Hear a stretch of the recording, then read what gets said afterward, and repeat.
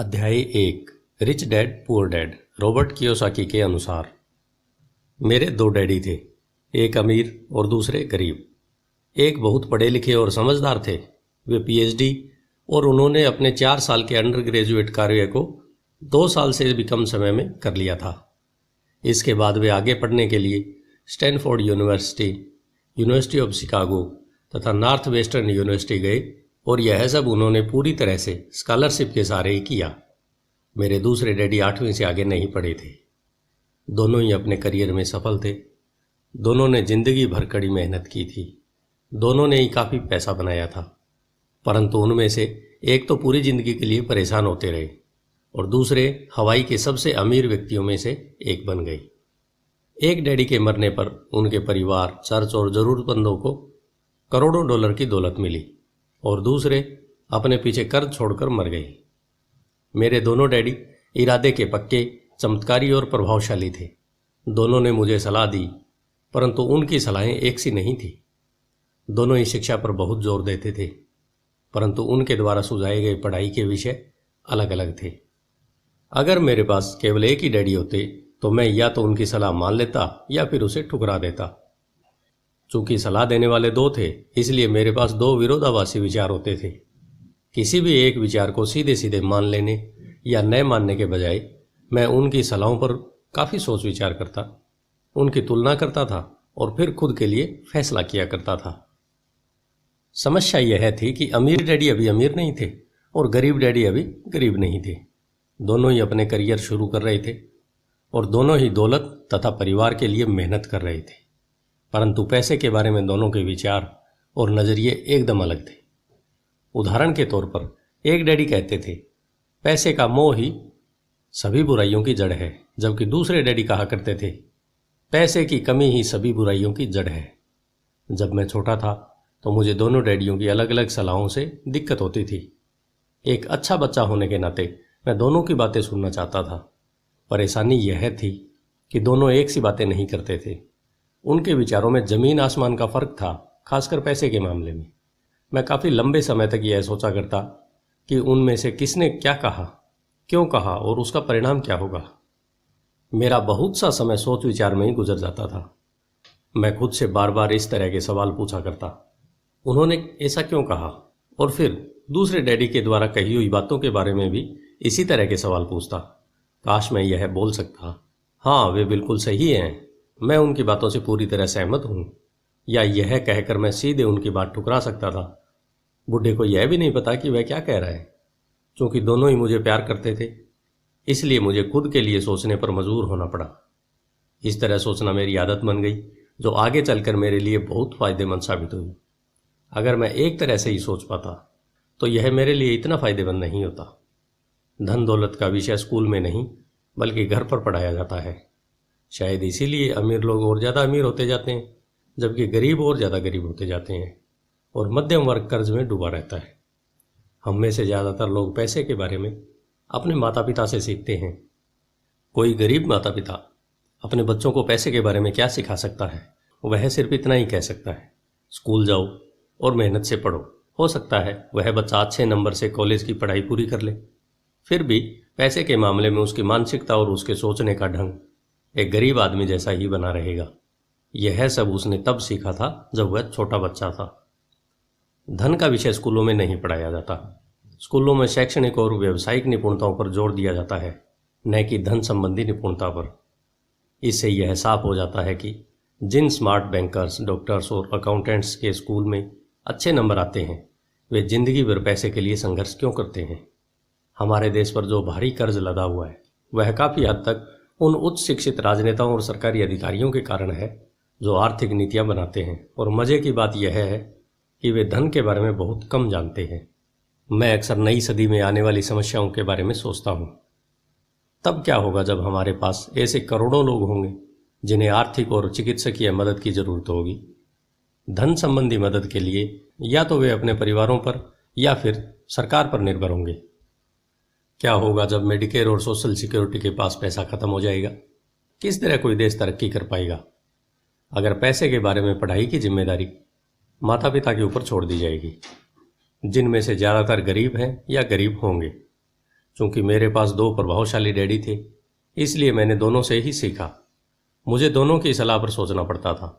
इस तरह से सोचते सोचते मैंने यह भी जान लिया कि किसी व्यक्ति के विचार उसकी जिंदगी पर कितना ज़बरदस्त असर डाल सकते हैं। उदाहरण के तौर पर, एक डैडी को यह कहने की आदत थी, मैं इसे नहीं खरीद सकता। दूसरे डैडी इन शब्दों के इस्तेमाल से चिढ़ते थे। वे जोर देकर कहा करते थे कि मुझे इसके बजाय यह कहना चाहिए, मैं इसे कैसे खरीद सकता हूं। पहला वाक्य नकारात्मक है और दूसरा प्रश्नवाचक। एक में बात खत्म हो जाती है और दूसरे में आप सोचने के लिए मजबूर हो जाते हैं। मेरे जल्द ही अमीर बनने वाले डैडी ने मुझे समझाया कि जब हम कहते हैं मैं इसे नहीं खरीद सकता, तो हमारा दिमाग काम करना बंद कर देता है। इसके बजाय जब हम यह सवाल पूछते हैं मैं इसे कैसे खरीद सकता हूं, तो हमारा दिमाग काम करने लगता है। उनका यह मतलब नहीं था कि आपका जिस चीज़ पर दिल आ जाए उसे खरीद ही लें। वे लगभग दीवानगी की हद तक अपने दिमाग को कसरत करवाना चाहते थे, और उनके ख्याल से दिमाग दुनिया का सबसे ताकतवर कंप्यूटर है। मेरा दिमाग हर रोज़ तेज़ होता जाता है क्योंकि मैं इसकी कसरत करता रहता हूँ। यह इतना तेज़ होता जाता है, मैं इसकी मदद से उतना ही ज़्यादा पैसा कमा सकता हूँ। उनका मानना था कि मैं इसे नहीं खरीद सकता कहना दिमाग की आलस्य की पहचान है। हालांकि दोनों ही डैडी अपने काम में कड़ी मेहनत करते थे, परंतु मैंने देखा कि पैसे के मामले में एक डैडी की आदत यह थी कि वे अपने दिमाग को सुला देते थे और दूसरे डैडी अपने दिमाग को लगातार कसरत करवाते रहते थे। इसका दीर्घकालीन नतीजा यह निकला कि एक डैडी आर्थिक रूप से बहुत अमीर होते चले गए, जबकि दूसरे डैडी लगातार कमज़ोर होते चले गए। इसे इस तरह से समझे कि एक व्यक्ति हर रोज़ कसरत करने के लिए जिम जाता है, जबकि दूसरा व्यक्ति अपने सोफे पर बैठकर टीवी देखता रहता है। शरीर की सही कसरत से आप ज़्यादा तंदुरुस्त हो सकते हैं और दिमाग की सही कसरत से आप ज़्यादा अमीर हो सकते हैं। आलस्य से स्वास्थ्य और धन दोनों का ही नुकसान होता है। मेरे दोनों डैडियों की विचारधारा में ज़मीन आसमान का फासला था। एक डैडी की सोच थी कि अमीरों को ज़्यादा टैक्स देना चाहिए ताकि बेचारे गरीबों को ज़्यादा फायदा मिल सके, जबकि दूसरी डैडी सोचते थे टैक्स उन लोगों को सज़ा देता है जो उत्पादन करते हैं और उन लोगों को इनाम देता है जो उत्पादन नहीं करते।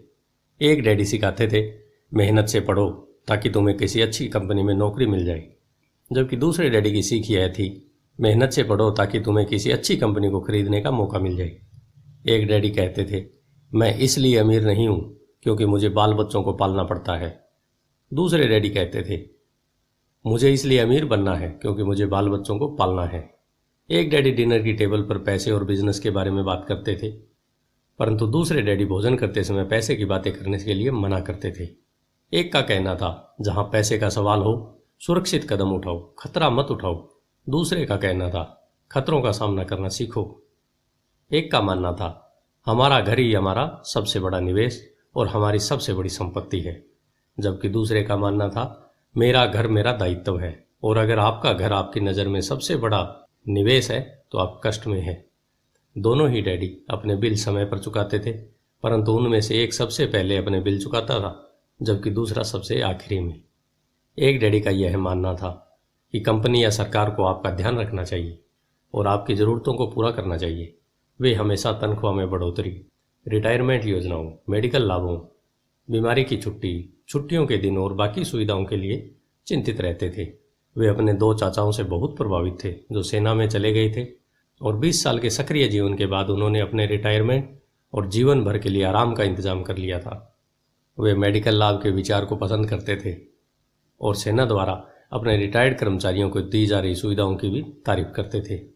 उन्हें विश्वविद्यालय का टेन्योर सिस्टम भी काफ़ी पसंद था। कई बार नौकरी से आजीवन मिल रही सुरक्षा और नौकरी के लाभ नौकरी से ज़्यादा महत्वपूर्ण हो जाते हैं। वे अक्सर यह कहते थे मैंने सरकार के लिए बहुत मेहनत से काम किया है, इसलिए बदले में मुझे ये लाभ मिलने चाहिए। दूसरे डैडी पूरी तरह से आर्थिक स्वावलंबन में विश्वास करते थे। वे सुविधा भोगी मानसिकता के विरोधी थे। वे यह मानते थे कि इस तरह की मानसिकता लोगों को कमज़ोर और आर्थिक रूप से ज़रूरतमंद बनाती है। उनका दृढ़ विश्वास था कि आदमी को आर्थिक रूप से सक्षम होना चाहिए। एक डैडी कुछ डॉलर बचाने के लिए परेशान रहते, दूसरे डैडी एक के बाद एक निवेश करते रहते। एक डैडी ने मुझे बताया कि अच्छी नौकरी तलाशने के लिए अच्छा बायोडाटा कैसे लिखा जाए। दूसरे ने मुझे यह सिखाया कि कैसे मजबूत व्यावसायिक और वित्तीय योजनाएं लिखी जाएं जिससे मैं नौकरियां दे सकूं। दो प्रभावशाली डैडियों के साथ रहने के कारण मुझे यह विश्लेषण करने का मौका मिला कि उनके विचारों का उनके जीवन पर कितना असर हो रहा है। मैंने पाया कि दरअसल लोग अपने विचारों से ही अपने जीवन को दिशा देते हैं। उदाहरण के तौर पर मेरे गरीब डैडी हमेशा कहा करते थे, मैं कभी अमीर नहीं बन पाऊंगा, और उनकी यह भविष्यवाणी सही साबित हुई। दूसरी तरफ मेरे अमीर डैडी हमेशा खुद को अमीर समझते थे। वे इस तरह की बातें करते थे, मैं अमीर हूं और अमीर लोग ऐसा नहीं करते। एक बड़े आर्थिक झटके के बाद जब वे दिवालियापन के कगार पर थे, तब भी वे खुद को अमीर आदमी ही कहते थे। वे अपने समर्थन में यह कहते थे, गरीब होने और पैसा न होने में फ़र्क होता है। पैसा पास में न होना अस्थायी होता है, जबकि गरीब स्थायी होता है। मेरे गरीब डैडी यह भी कहते थे, मेरी पैसे में कोई रुचि नहीं है या पैसा महत्वपूर्ण नहीं है। मेरे अमीर डैडी हमेशा कहते थे, पैसों में बहुत ताकत है। हो सकता है आपके विचारों की ताकत को कभी भी ना मापा जा सके या फिर उन्हें पूरी तरह से समझा न जा सके। फिर भी बचपन में ही मैं यह समझ गया था कि हमें विचारों पर ध्यान देना चाहिए और अपनी अभिव्यक्ति पर भी। मैंने देखा कि मेरे गरीब डैडी इसलिए गरीब नहीं थे क्योंकि वे कम कमाते थे, बल्कि इसलिए गरीब थे क्योंकि उनके विचार और काम गरीबों की तरह थे।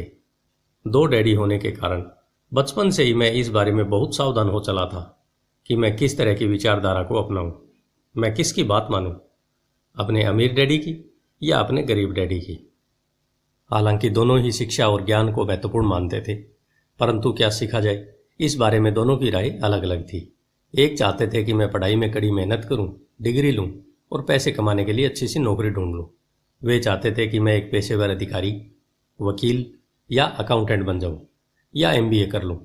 दूसरे डैडी मुझे प्रोत्साहित करते थे कि मैं अमीर बनने का रहस्य सीख लूं, यह समझ लूं कि पैसा किस तरह काम करता है और यह जान लूं इससे अपने लिए कैसे काम लिया जाता है। मैं पैसे के लिए काम नहीं करता।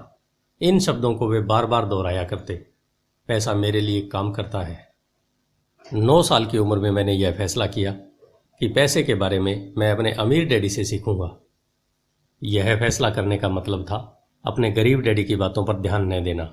हालांकि उनके पास कॉलेज की बहुत सी डिग्रियां थी जो मेरे अमीर डैडी के पास नहीं थी। रॉबर्ट फ्रॉस्ट का सबक। रॉबर्ट फ्रॉस्ट मेरे पसंदीदा कवि हैं। हालांकि मुझे उनकी बहुत सी कविताएं पसंद है, परंतु द रोड नॉट टेकन मुझे सबसे ज़्यादा पसंद है। मैं इसकी शिक्षा का इस्तेमाल हर रोज़ करता हूँ। द रोड नॉट टेकन, वह राह जिसे चुना नहीं गया। पीले जंगल की 2 राह बनती थी और अफसोस कि मुझे एक को चुनना था, और मैं देर तक खड़ा रहा, दूर तक, यह देखते हुए कि यह राह कहाँ तक जाती है, झुरमुटों में मुड़ने से पहले। फिर मैंने दूसरी राह चुनी, उतनी ही सुंदर और शायद बेहतर भी, क्योंकि यहाँ घास ज़्यादा थी और कम लोग गुजरे थे। हालांकि लोगों के गुजरने से यहाँ भी उतना ही नुकसान हुआ था, और दोनों ही उस सुबह बराबर थी। पत्तियों पर काले कदम नहीं थे, और मैंने पहली को अगले दिन के लिए रखा। पर यह जानते हुए कि किस तरह रास्ते निकलते हैं, मुझे शक था कि मैं कभी लौटूंगा। मैं आह भरकर यह कहूँगा, आज से सदियों बाद शायद एक जंगल में 2 राहें बढ़ती थी। मैंने कम चली हुई राह को चुना और इसी बात से सारा फर्क पड़ा। बहुत समय गुजर चुका है, पर मैं अब भी रॉबर्ट फ्रॉस्ट की कविता पर चिंतन करता रहता हूँ। पैसे के बारे में अपने पढ़े लिखे डैडी की सलाह और नज़रिए को न सुनने का मेरा फैसला दुखद था, परंतु यह एक ऐसा फैसला था जिसने मेरी ज़िंदगी की दिशा तय कर दी। एक बार मैंने यह फैसला कर लिया कि मुझे किसकी बात सुननी है, तो उसके बाद मेरी धन संबंधी शिक्षा शुरू हो गई। मेरे अमीर डैडी ने मुझे 30 साल से भी ज़्यादा समय तक सिखाया, तब तक जब तक कि मेरी उम्र 39 साल नहीं हो गई, और इसके बाद उन्होंने सिखाना बंद कर दिया। उन्होंने यह देख लिया था कि मैं वह सब समझ चुका हूँ जो वे मेरी मोटी बुद्धि में भरने की कोशिश कर रहे थे। पैसा एक तरह की ताकत है, परंतु इससे भी बड़ी ताकत है वित्तीय शिक्षा।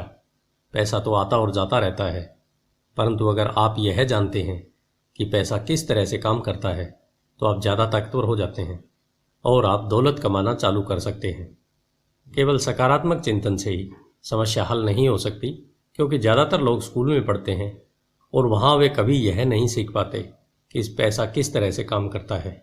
इसलिए वे पैसे के लिए काम करने में अपनी सारी ज़िंदगी बर्बाद कर देते हैं। मेरी शिक्षा जब शुरू हुई थी तब मैं केवल 9 साल का था और इसी कारण मेरे अमीर डैडी ने मुझे जो पढ़ाया वे बहुत आसान थे और सारी बातों को छोड़कर विचार किया जाए तो उन्होंने मुझे 30 साल तक कुल 6 महत्वपूर्ण पाठ पढ़ाए। यह पुस्तक उन्हीं 6 पाठों के बारे में है और इसे भी उतना ही आसान बनाने की कोशिश की गई है जितना कि मेरे अमीर डैडी ने मुझे मेरे लिए आसान बनाया था। यह पाठ आपके लिए जवाब की तरह नहीं लिखे गए हैं बल्कि मार्गदर्शक की तरह लिखे गए हैं, ऐसे मार्गदर्शक जो ज़्यादा अमीर बनने में आपकी और आपके बच्चों की मदद करेंगे, चाहे बदलती हुई इस अनिश्चित दुनिया में कुछ भी होता रहे। धन्यवाद। आइए चलते हैं अध्याय 2 की तरफ, जो है अमीर लोग पैसे के लिए काम नहीं करते। आपका दिन शुभ हो।